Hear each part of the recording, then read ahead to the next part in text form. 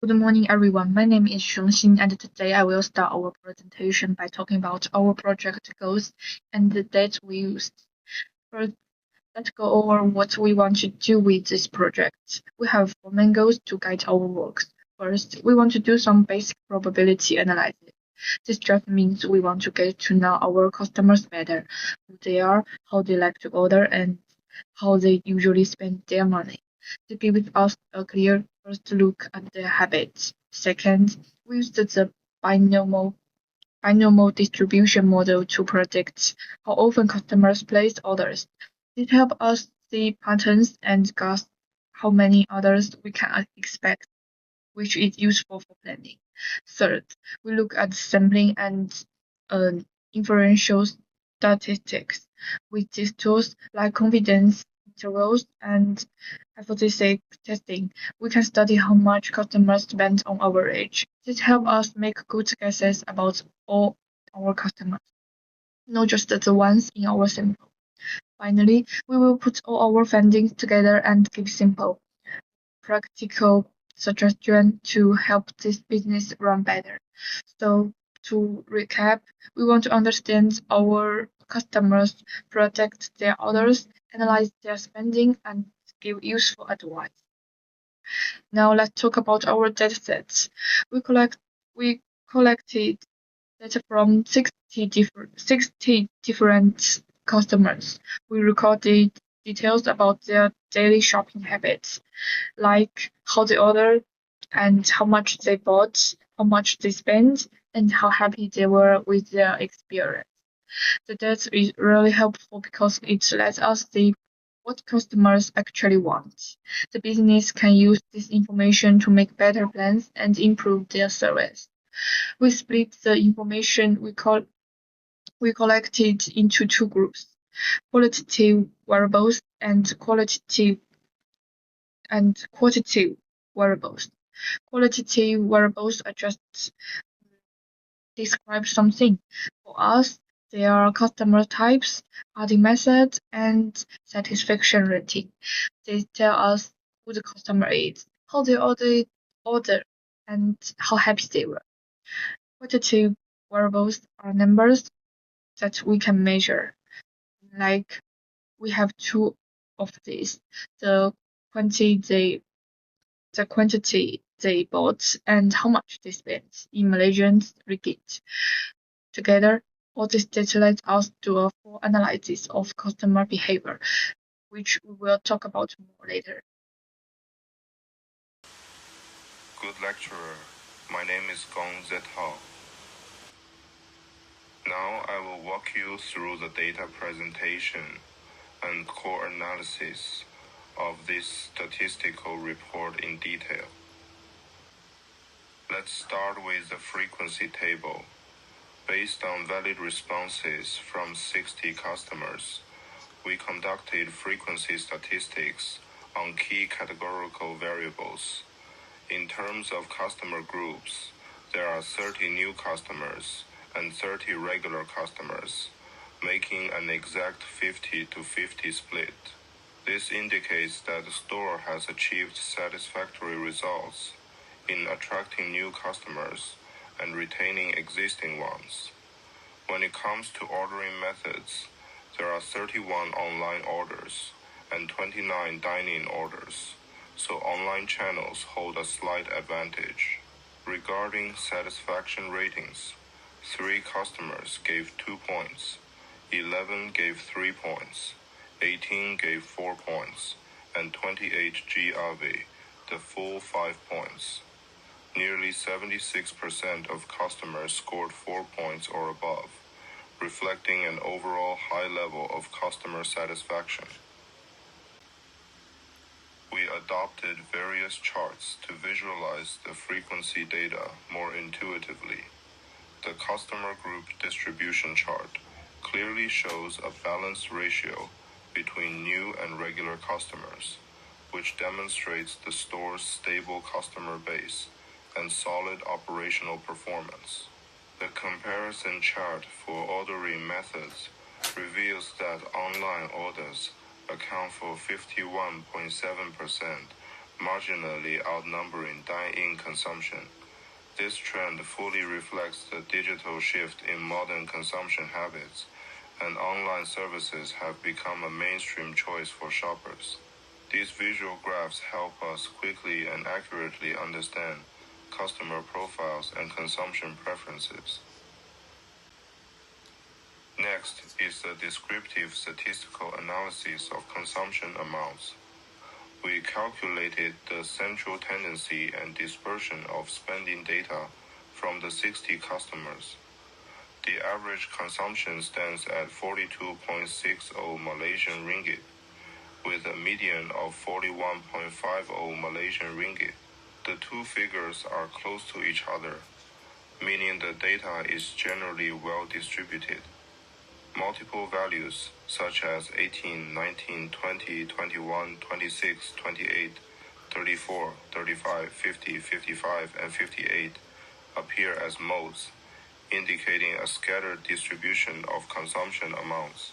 Meanwhile, the variance is 305.44, and the standard deviation is 17.47. Although the average spending is at a medium level, there is a notable gap in individual consumption, showing great diversity in customer spending habits. After basic descriptive analysis, we moved on to probability analysis. Taking the 60 customers as the overall population, we calculated key probabilities reflecting customer characteristics.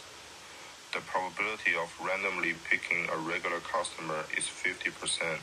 The probability that a customer chooses to order online is approximately 51.67%. The probability of a customer spending over 50 Malaysian ringgit is about 36.67%. Additionally, the joint probability that a customer is both a regular patron and orders online is around 26.67%. These probability figures enable us to quantitatively analyze customer structure, channel preferences, and spending capacity, and lay a solid data foundation for subsequent predictive modeling. We also used a probability tree diagram to sort out the relationships between different events. First, the total population is divided into two branches, new customers and regular customers, each with a probability of 0.5. Each branch is further split into dine-in and online ordering with corresponding probability values marked. This tree diagram presents the joint probabilities of all combinations of customer types and ordering methods in a straightforward way. It simplifies complex probability relationships and helps us gain a comprehensive insight into customer behavioral patterns. Then we applied the binomial distribution model for prediction with a sample of 10 randomly selected customers. The results show that the probability of all 10 being regular customers is extremely low, nearly zero, which means it is almost impossible to have a crowd consisting entirely of regular visitors in daily business. In contrast, the probability that no fewer than 5 out of 10 customers choose online ordering reaches 0.7019, over 70%, further proving the widespread popularity of online ordering.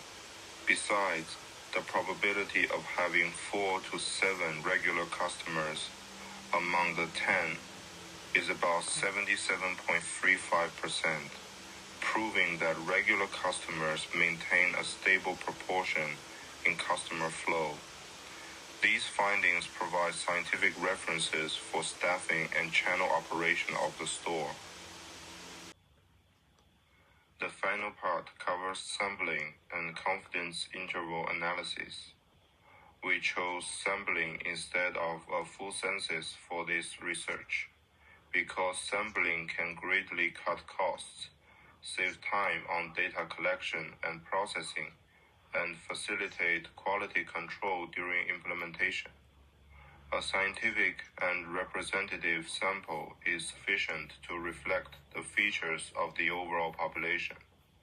Based on the 60 samples, the 95% C confidence interval for customers' average consumption is calculated as from 38.14 Malaysian ringgit to 47.06 Malaysian ringgit. In other words, we are 3.96% confident that the true average spending of all customers of this store falls within this range. This result offers reliable statistical evidence for evaluating the overall consumption level. Hello, madam. I'm Du Wenying. Today, I will present the hypothesis testing discussion of findings, conclusion, and recommendations of our statistical analysis report. First, let's talk about hypothesis testing. We tested whether the average customer spending equals RM45 at a 5% science significance level. The calculated z-score is meaning 1.055, which is within the critical value of plus or minus 1.96. Therefore, we fail to reject the known hypothesis. There is not enough evidence to show that average spending is significantly different from RM45. Next is a discussion of findings. New and regular customers each make up 50%, and online others are slightly more popular. The average spending is RM42.6, which is stable around RM45. Most customers give high satisfaction scores of 4 and 5. However, low satisfaction mainly come from new online customers with low spending. Finally, the conclusion and the recommendations. The business is good condition with balanced customers and high satisfaction. To improve performance, we suggest optimizing online service for new customers. Launch low price mean size, setting up a loyalty program and promotion dine-in activities. This suggestion will help improve customer satisfaction and business results. That's all for my presentation. Thank you.